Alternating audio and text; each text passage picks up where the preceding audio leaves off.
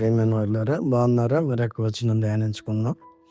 ఆ మనుషుల చేత ఎక్కువ పని చేయింపవలెనని దానిలో వారు కష్టపడవలెను, అబద్ధపు మాటలను వారు లక్ష్య పెట్టకూడదనెను. నిర్గమాకాండం 5:9. మోషే ఐగుప్తు నుండి వెళ్ళిపోవుటకు చెప్పిన మాటలను లక్ష్య పెట్టవద్దని ఫరో తన కార్యనిర్వాహకులకు ఆజ్ఞాపించినాడు.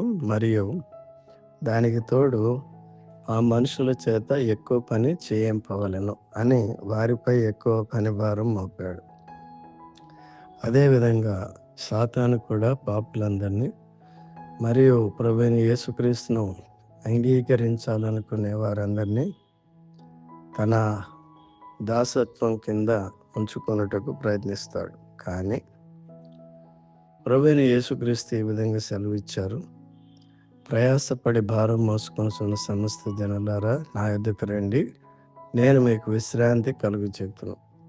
నేను సాత్వికుడును దీన మనసు గలవాడును గనుక మీ మీద నా కాడి ఎత్తుకొని నా యొద్ద నేర్చుకొనుడి, అప్పుడు మీ ప్రాణములకు విశ్రాంతి దొరుకును. ఏలైనగా నా కాడి సులువుగాను నా భారము తేలికగాను ఉన్నది. మత్తయి 11:28-30 వచనం. దేవుడు మిమ్మను దీవించును గాక. ఆమేన్.